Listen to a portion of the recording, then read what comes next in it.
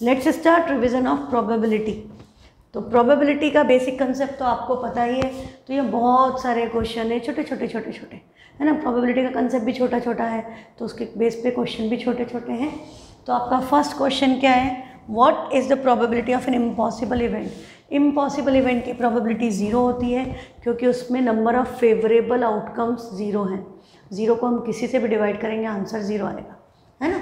फिर आपका सेकेंड है, what is the probability of occurrence of an event that is sure to happen, जो पक्का होगा। मतलब जितने फेवरेबल आउटकम्स हैं वो, मतलब जितने आउटकम्स हैं सारे के सारे फेवरेबल हैं, तो प्रोबेबिलिटी क्या हो गई, यदि x/x किया तो 1। जितने आउटकम है सारे के सारे फेवरेबल हैं, इसलिए प्रोबेबिलिटी मैक्सिमम 1 एंड मिनिमम 0। तो श्योर इवेंट की प्रोबेबिलिटी क्या हो गई, 1। नेक्स्ट है, what is the probability of non occurrence of an event that is certain to happen, जो होगा ही होगा, उसके नहीं होने के चांसेस, घुमाने की कोशिश किए, घूमना मत। An event that is certain to happen की प्रोबेबिलिटी 1, वो पूछा उसके नहीं होने की प्रोबेबिलिटी, तो आंसर क्या आएगा, 0। जो होगा ही वो नहीं हो, इसके चांसेस क्या हो गए, 0। नेक्स्ट है, if an event occurs surely then its probability is 1। Which of the following can not be the empirical probability of an event. Probability क्या नहीं हो सकती, 1.1 नहीं हो सकती, 1 से ज़्यादा नहीं हो सकती, 0.1 ओके, 0.9 ओके, परसेंटेज में 100 से कम चलता है, फ्रैक्शन में numerator should be smaller than denominator. अब पूछो विच of the following can be empirical. Empirical बोले, आपको प्रोबेबिलिटी बोले, एम्पेरिकल बोले, एक्सपेरिमेंटल बोले, कंफ्यूज मत होना, सबका मतलब सेम है, number of favourable outcome upon total number of outcome. तो यहाँ पर 1.005, 1 से ज़्यादा नहीं हो सकती, 18/23 चलेगा, 9/7 भी नहीं चलेगा, -0 माइनस में पॉइंट नहीं चलेगा, हाँ। तो ओनली आपका 18/23 पॉसिबल है, बाकी नहीं है। अब फिर से यही सेम कंसेप्ट पे क्वेश्चन, ये सब आए हुए हैं एग्जाम में, इसलिए हैं वर्कशीट में। 1.5 नहीं हो सकती, 3/5 पॉसिबल है, 25%, 0.3 सब ओके, बट ये 1.5 पॉसिबल नहीं है। The sum of probability of all the event of an experiment is 1। सारी प्रोबेबिलिटीज़ का सम 1 होता है। फिर बोल रहा है the probability of guessing the correct answer to a certain question is p/12। If the probability of not guessing the correct answer to same question is 3/4, नहीं gas करने की प्रोबेबिलिटी 3/4 है, करेक्ट आंसर गैस करने की probability p/12 है, तो p की value निकालें। तो हमको क्या पता है, इन दोनों का सम क्या होगा, 1। तो ये 3/4 उधर जाके इसमें से माइनस होगा, तो 3/4 1 में से माइनस होगा, तो वैल्यू क्या आएगी, 1/4। तो p/12 इक्वल टू 1/4, 4 3 12, तो p इक्वल टू क्या आ गया, ये 1 से जाके मल्टीप्लाई होगा, p की वैल्यू आपकी आएगी 3, ठीक है। मतलब p/4 इक्वल टू, मुझे लगा मेरे को बहुत गिच पिच कर दिया, ढंग से करना चाहिए, 1 - 3/4, एलसीएम लेंगे 4 - 3, दिस इज़ 1/4, तो p/12 equal to 1/4, 4 3 12, p/3 equal to 1, so p equal to 3। अभी ठीक है। नेक्स्ट है, ई इवेंट है such that p of e 3/7 है, तो p ऑफ नॉट e नहीं होने के चांसेस क्या हो गए, तो 1 - 3/7, तो डायरेक्टली 7 - 3 लिख देते हम, तो 7 - 3 क्या हुआ, 4, डिनोमिनेटर सेम 7, तो आंसर आपका क्या आएगा, 4/7। Next if the probability of occurrence of an event, कोई चीज़ होने की प्रोबेबिलिटी 0.99 है, तो नॉन ऑकरेंस की क्या हो गई, इसको 1 में से माइनस कर दें, तो ये आपका 100 - 0.99 क्या बचेगा, 0.01, तो आंसर आएगा 0.01। अब बोल रहा है प्रोबेबिलिटी 0.06 है, तो नहीं होने की प्रोबेबिलिटी, तो बेटा हर केस में आपको क्या करना है, 1 में से इसको माइनस करना है, ये 0.6 है, तो यहाँ क्या आ जाएगा, 0.94। डेसिमल में गलती मत करना। ये क्वेश्चन बड़ा अच्छा लगता है मुझे। A girl calculates that the probability of her winning price in the lottery is 0.08। उसने कैलकुलेट किया लॉटरी में उसके जीतने की प्रोबेबिलिटी ये है, यदि 6000 टिकट बिके हैं तो उसमें से कितने टिकट उसने खरीदे होंगे। तो यदि उसने x टिकट खरीदे हैं आउट ऑफ 6000, तो वही उसके फेवरेबल आउटकम्स हुए। तो x/6000 की वैल्यू 0.08 हुई। ये इसको इधर मल्टीप्लाई करेंगे तो डेसिमल के नीचे 2 0 आते हैं, ये 2 0 से कैंसिल, 6 8 ज़ा 48 एंड देयर इज़ 1 मोर 0। तो उसने 6000 टिकट में से 480 टिकट खरीद लिए, तब भी उसके जीतने की प्रोबेबिलिटी कितनी कम है, 0.08। तो इसलिए लॉटरी के चक्कर में मत पड़ना। फिर बोल रहा है the probability of success is 0.5%। तो फेल्यूर की प्रोबेबिलिटी क्या हो गई, तो 1 - 0.5। तो आंसर क्या आएगा, अच्छा ये 0.5 नहीं होगा, ये 0.05 होगा, तब आंसर मैच होगा। 0.05 होगा तो ये आंसर 0.95 आएगा, है ना। तब आंसर 0.95 आएगा। यदि 0.05 है तो उसका भी 0.05 ही आ जाएगा, 0.5 का 0.5 ही आएगा। अब बोल रहा है एक कार्टन है, उसमें टोटल 72 अंडे हैं और उसमें से 60 तो अच्छे हैं, और 8 जो है उनमें तो क्रैक हो गया है और बाकी के जो हैं वो सब सड़े हुए हैं। तो 60 + 8 कितना हुआ, 68। 72 में से 68 माइनस किया तो 4 अंडे आपको पता है कि क्या हो गए, सड़ गए। रोटन अंडे मतलब सड़े हुए अंडे, काम नहीं आएंगे। अब हमने यदि बॉक्स में से बिना देखे कार्टन में से एक अंडा निकाला, क्या प्रोबेबिलिटी कि वो सड़ा हुआ हो, तो number of rotten eggs is 4 and total eggs is 72। 4 से कैंसिल होता है, 4 1 ज़ा 4 8 ज़ा 32। तो आंसर क्या आएगा, 1/18। तो ऑप्शन 2 दैट इज़ 1/18 आ गया। नेक्स्ट है a bag contains lemon flavoured candies. NCERT, Malini की जगह कर दिया Shalini. Shalini takes out 1 candy without looking into the bag, the probability that she takes out orange flavoured candy. भाई जब सारी लेमन फ्लेवर्ड है तो ऑरेंज फ्लेवर्ड है ही नहीं, तो उसकी प्रोबेबिलिटी क्या होगी, 0। फिर बोल रहा है कि एक bag contains lemon flavoured candies only, Malini takes out 1 candy, probability that she takes out an orange flavoured candy, answer 0। Lemon flavoured candy, answer 1। ये श्योर इवेंट है क्योंकि सारे फेवरेबल आउटकम है, ये इम्पॉसिबल इवेंट है क्योंकि कोई भी आउटकम फेवरेबल नहीं है। ठीक, अब हमारे बेसिक कंसेप्ट हम थोड़ा सा ऊपर चलते हैं, मंथ और वीक पे based question. A month is selected at random in a year, the probability that it starts with letter S. तो आपको सारे अल्फ़ाबेट्स याद होना चाहिए, जितने मंथ, एक तो डेज़ याद होना चाहिए कितने डेज़ के हैं, दूसरा मंथ में कौन किस अल्फ़ाबेट से शुरू होता है। तो एस से देयर इज़ ओनली सेप्टेम्बर, हाँ एस से स्टार्ट होने वाला एक ही महीना है 12 में से, दैट इज़ सेप्टेम्बर। तो प्रोबेबिलिटी क्या हो गई, 1 आउट ऑफ 12।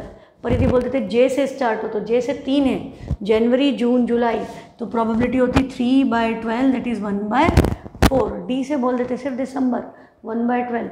एम से बोल देते मार्च एंड मई, 2/12 1/6। तो यदि इस तरह का कुछ क्वेश्चन आ जाए तो आपको सिर्फ ये याद होना चाहिए कि there are 12 months in a year और उसका कॉम्बिनेशन क्या है। नेक्स्ट क्वेश्चन बड़ा अच्छा है, आई थिंक मैंने कराया कि नहीं मुझे याद नहीं है। आपको बोला 53, अब इसमें कोई भी दिन दे दे, Sunday Monday Tuesday Wednesday Thursday Friday Saturday, कोई भी दिन दे दे, आंसर सेम रहते हैं। ठीक है, तो कंसेप्ट समझें, बड़ा इंपॉर्टेंट है।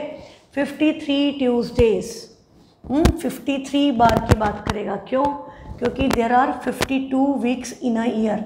एक वीक में देर आर 7 डेज, एक हफ्ते में 7 दिन होते हैं। 52 को 7 से मल्टीप्लाई करो, 364 आएगा। इसका क्या मतलब, एक साल में यदि नॉर्मल ईयर है तो 365 डेज़ हैं, लीप ईयर है तो 366 डेज़ है, क्योंकि इसमें फरवरी में 29 डेज़ होते हैं, नॉर्मल ईयर में आपका फरवरी में 28 डेज़ होते हैं, तो एक दिन का फ़र्क होता है।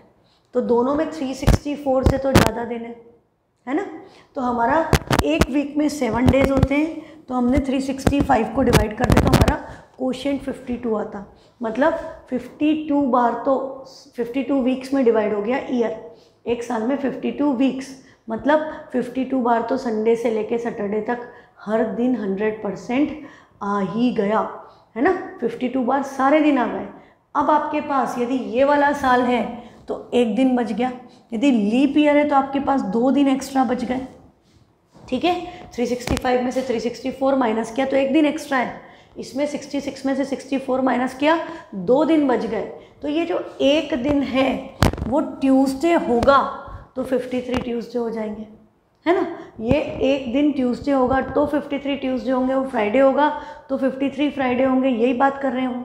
तो हम क्या देखेंगे कि आपका एक दिन बचा है, पर वो एक दिन Sunday, Monday, Tuesday, Wednesday, Thursday, Friday, Saturday में से कुछ भी हो सकता है। वो जो एक दिन बचा है वो इनमें से कोई भी एक दिन हो सकता है। तो इसमें हम देखें तो टोटल नंबर ऑफ आउटकम्स क्या हो गया 7 and favourable outcome for Tuesday, Tuesday is coming only 1 time. तो ट्यूसडे 53 बार होने की प्रोबेबिलिटी क्या हो गई 1/7। फ्राइडे पूछते तो भी आंसर 1/7, संडे पूछते तो भी 1/7। वीक के 7 डेज में से कोई सा भी दिन पूछ लिया in a normal year, non leap year में, तो आंसर क्या आएगा 1/7। क्लियर? बिल्कुल याद रखना बेटा, बड़ा इंपॉर्टेंट क्वेश्चन है। अब हम बात करें लीप ईयर की। अब यदि ये लीप ईयर था तो आज संडे है तो कल सैटरडे तो नहीं हो सकता, कल क्या होगा पक्का मंडे। आज मंडे है, कल Tuesday, Tuesday Wednesday, Wednesday Thursday, Thursday Friday, Friday Saturday, Saturday Sunday. There are again 7 possible outcomes, 7 combination ही बने। पर अब हम यहाँ ट्यूसडे की बात करें तो यू कैन सी ये ट्यूसडे 2 बार आ रहा है, या फ्राइडे की बात करो फ्राइडे 2 बार आ रहा है, संडे की बात करो संडे 2 बार आ रहा है। हर दिन फेवरेबल आउटकम के चांसेस क्या हो गए 2, इन टोटल कॉम्बिनेशन क्या हो गए 7। तो हमारा लीप ईयर में 53 कोई सा भी डे पूछा हो उसकी प्रोबेबिलिटी क्या होगी 2/7। ये बिल्कुल याद होना चाहिए, बोर्ड में आता है क्वेश्चन। ठीक है, पहले भी आता था तो अब तो MCQ में तो इसके चांसेस बढ़ ही जाएंगे। नेक्स्ट अब आपका कंसेप्ट है अ month is selected at random in a year, find the probability that the month is with 31 days. 31 days के क्या क्या होते हैं, जनवरी होता है, मार्च होता है, मई होता है, जून, जुलाई, अगस्त, अक्टूबर एंड दिसंबर। कितने हो गए 1 2 3 4 5 6 7। There are 7 months which have 31 days and total months कितने होते हैं 12। तो प्रोबेबिलिटी क्या हो गई 7/12।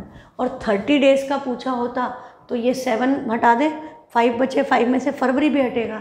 तो 30 डेज का पूछा है तो 4 बचे, 4/12 मतलब 1/3 हो जाती। 30 डेज की प्रोबेबिलिटी इज 1/3, 31 डेज वाले की प्रोबेबिलिटी 7/12।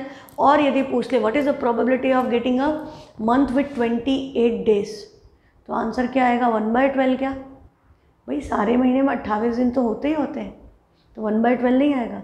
सिर्फ फरवरी में 28 डेज नहीं होते, सब में 28 होते हैं, सब में 28 से ज़्यादा हैं। तो 28 डेज पूछा तो ऐसा तो नहीं बोला ना कि 28 से ज़्यादा ना हो, एग्जैक्टली ओनली 28 डेज बोला तो 1 है नॉन लीप ईयर में। अदरवाइज 28 डेज सारे 12 महीनों में है तो आंसर 1 आएगा। हाँ, श्योर इवेंट हो जाएगा वो, ये बात याद रखना। नेक्स्ट क्वेश्चन है इन अ लीप ईयर या 30 डेज पूछा, 30 डेज पूछा तो 11, हाँ 30 डेज हो तो 11/12 भी लिखा जा सकता है, क्योंकि 30 डेज तो सब में ही होते हैं। तो 11/12 ही मैं एक बार कंफर्म करके बताऊंगी ना, क्योंकि इसमें थोड़ा अपन ज़्यादा अंदर चले जाएंगे। अच्छा, ये एक बड़ा अच्छा क्वेश्चन है कि आपको बोला कि लीप ईयर है, लीप ईयर है मतलब फरवरी में 29 डेज है।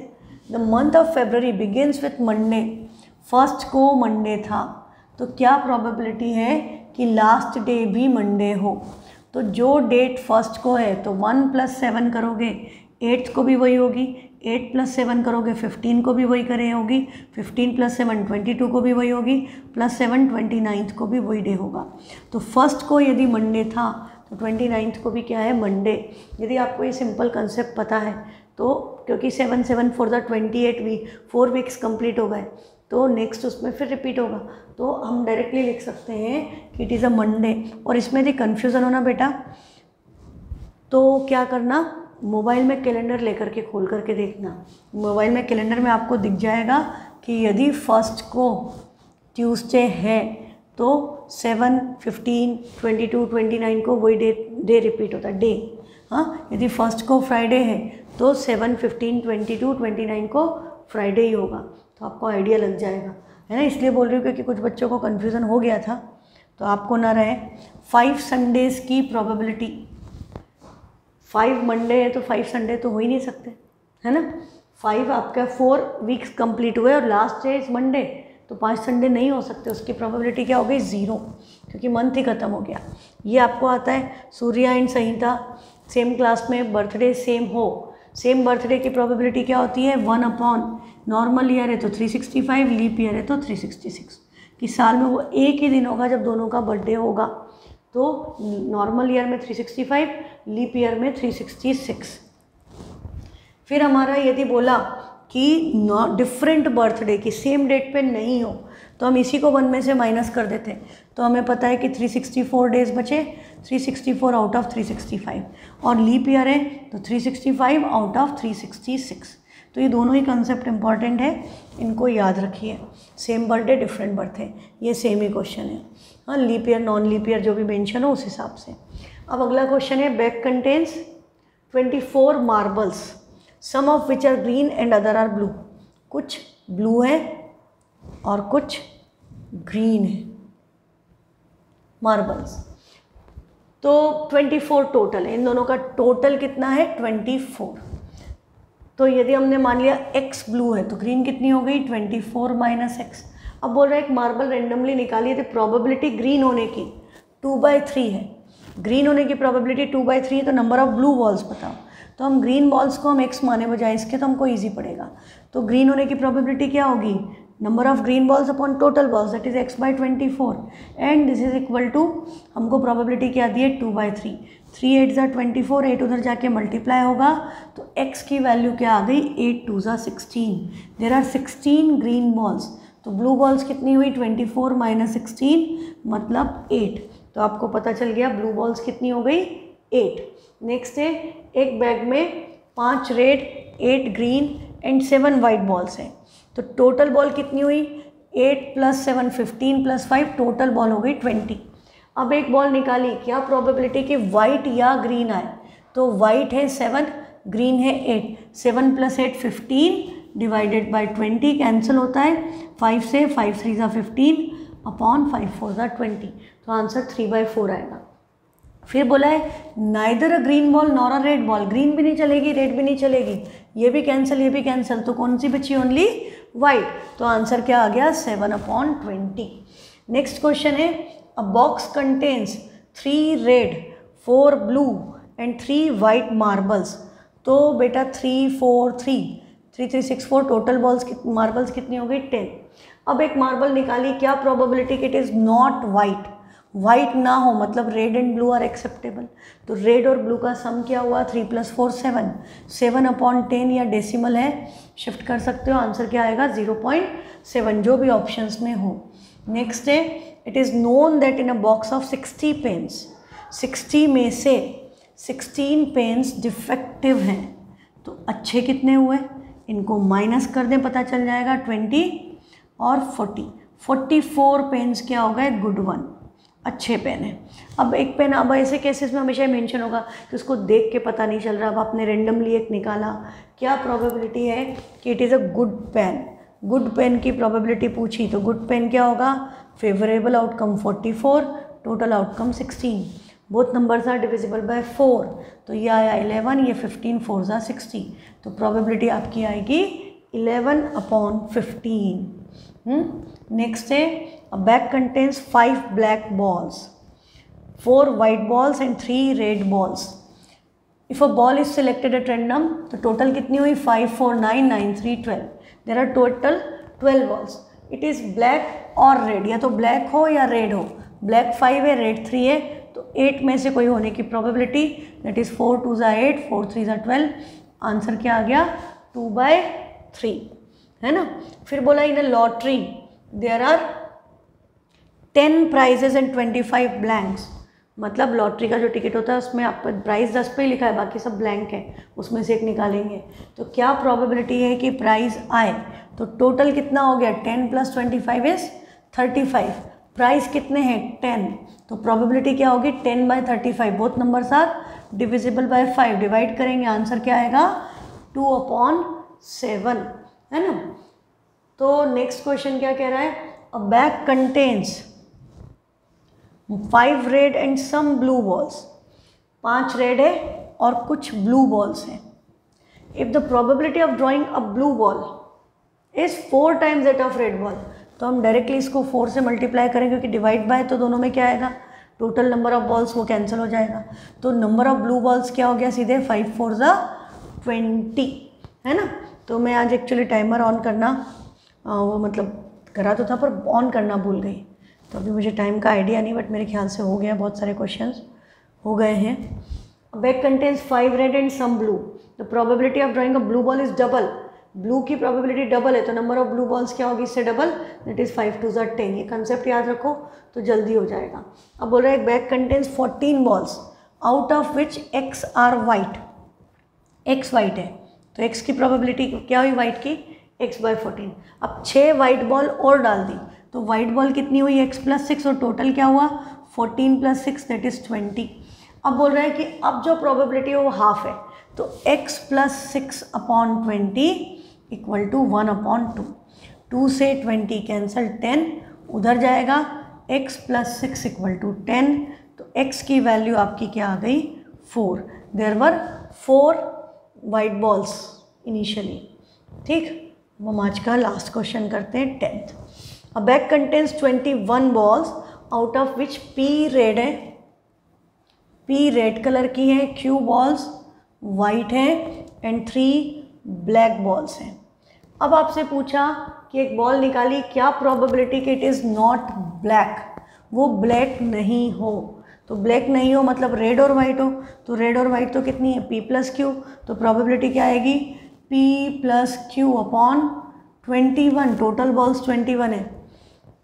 ये किया आपने तो गलत किया, आपको ब्लैक बॉल तो पता है ना 3 है, तो 21 में से 3 माइनस करो तो p+q की वैल्यू आपको पता है 18, तो इसका आंसर क्या आएगा 18/21 दैट इज़ 3 6 3 7 का आंसर इज़ 6/7।